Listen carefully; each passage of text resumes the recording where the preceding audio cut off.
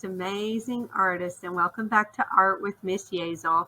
I have missed you so much. I cannot wait to see all of your awesome artwork. So, last time I talked to you was when I posted a video about Thanksgiving and learning how to eat healthy. So, let's review. So, what you were supposed to create was called a collage. Collage means that how did you make it? You cut and you glued the paper pictures to the plate or to a paper, or you drew it all by yourself. It was up to you how you got to do this, but we were trying to do a collage, which is really fun to cut and glue. So I hope that you were able to create your Thanksgiving artwork. Today we're going to be learning about directed drawing. Directed drawing means that you are getting directions and you're practicing by watching someone else do it, and then you are trying it yourself. Directed drawing is great for beginners because they can learn how to draw and connect shapes and make things look like what they want to draw. Now, when you get older, you probably don't want to continue doing directed drawing a whole lot because you want to learn how to draw things by observing.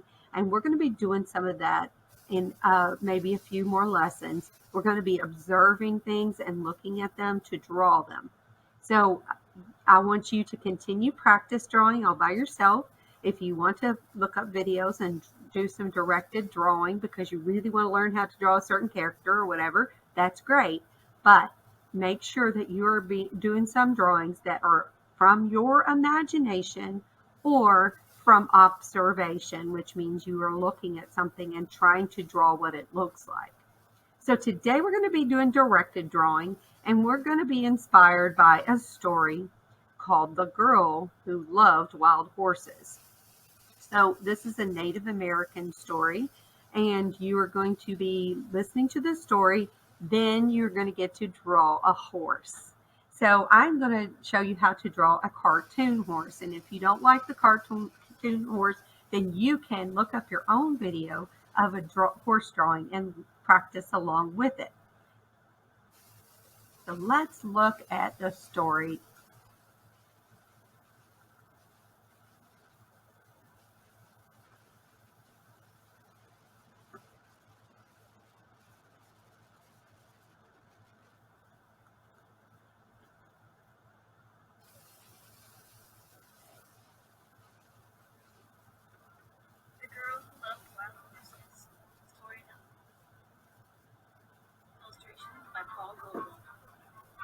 The people were always moving from place to place, following the herds of buffalo.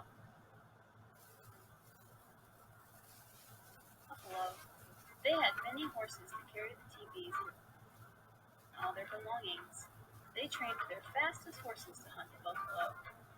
There was a girl in the village who loved horses. She would often get up at daybreak when the birds were singing about the rising sun. She led the horses to drink at the river. She spoke softly and they followed. People noticed that she understood horses in a special way. She knew which grass they liked best and where to find them shelter from the winter blizzards. If a horse was hurt, she looked after it. One hot day when the sun was overhead, she felt sleepy. She spread her blanket and lay down. It was nice to hear the horses eating. A faint rumble of distant thunder did not waken her. Angry clouds began to roll across the sky with lightning flashing in the darkness beneath. Suddenly there was a flash of lightning, a crash and rumbling that shook the earth. The girl leapt to her feet in fright. Everything was awake. She grabbed a horse's mane and jumped on its back, and in an instant the herd was galloping away like the wind. She called to the horses to stop, but her voice was lost in the thunder. Nothing could stop them. The horses galloped faster and faster, pursued by the thunder and lightning. They swept like a brown flood across the hills and through valleys. Fear drove them on, leaving their familiar grazing grounds far behind. At last the storm disappeared over the horizon. The tired horses slowed and then stopped and rested. Stars came out, and the moon shone over hills the girl had never seen before. She knew they were lost. The next morning she was wakened by a loud neighing.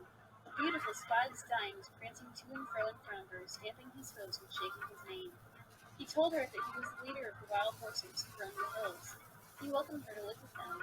She was glad, and all her horses lifted their heads and neighed joyfully, happy to be free with the wild horses. The people searched everywhere for the girl and the vanished horses, but they were nowhere to be found. But a year later, two hunters rode into the hills where the wild horses lived.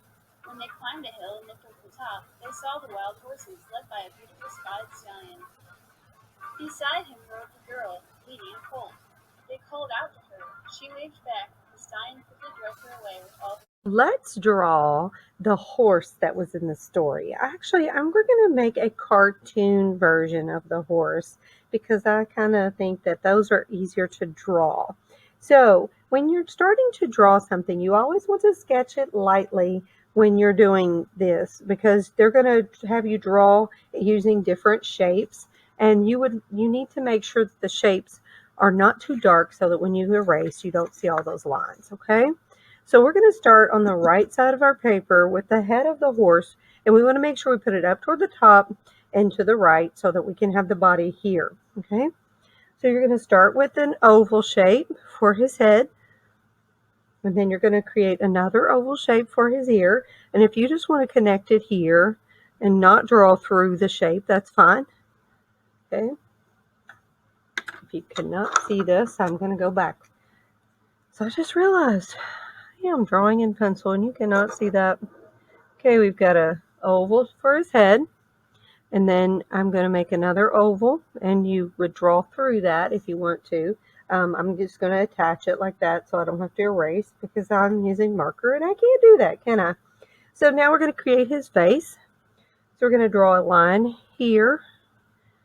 Remember, this is a cartoon horse. It's not a realistic horse. It's just a cartoony horse. So I drew a shape for his eye.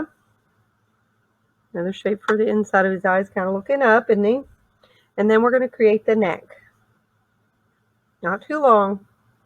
Okay, now we're going to add some big loopy curved lines to form the horse's mane. So we're going to go like this. Behind his ear. Behind his ear. And you know what? I don't like that, but if you want to make it different, you could draw it like this. And so I'm looking at a book that's showing cartoon animals, and I'm not fond of that mane. So guess what? I can change it because I'm the artist and I can change it however I want to. We can make a flowing mane back there on his neck, okay? If you want. Attach it to his neck. So, continuing with this drawing, if we want to connect his body, we're going to draw a large oval shape connected to the neck, okay? When you draw it in pencil, you can go ahead and draw that whole oval, and then you can erase that line that's right there. I can't do that, of course. Now, we're just going to draw some rectangular shapes. Remember, he's a cartoon horse. So there's a leg behind there, and then there's two legs in the front, and they're kind of overlapping each other also. So now we're going to draw the bottom of the leg, and then we can make the hoof. The hoof is the part that is at the bottom of his foot. His hooves. So legs and then hooves. I drew an extra little shape there because that might not be correct, but that's okay. And then a nice flowing tail. Make it come back up here. You know what? I'm going to have to draw another shape there. That's okay. We'll just make all of those lines for the hairs of his tail. Okay? See how I created them. Now you can always erase. I'm just having to be creative with my mistakes. So turn your mistakes into masterpiece, right? So at this point, we have all the details. If you wanted to add a saddle to the horse, of course, I'm going to go ahead and complete my horse. So if you want to watch again, this horse here, And got some legs back here, overlapping, legs up here.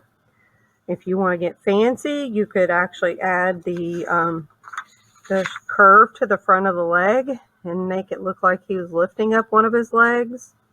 And then have the hoof come down like that. That makes it a little bit more elegant horse, not so cartoony. But I'm just going to go ahead with my cartoon horse and finish him and make his flowing tail. Okay, and if you want, like I said, if you want to add a saddle, you could do that. You could add a saddle to your horse. And I'm not sure how, oh, we forgot to finish the face. Oops. If you want him to have a smile, then his smile would be there too. Okay, there's my cartoon horse with a flowing mane or with a big loopy mane. Whatever you want. It's fun. Have fun drawing.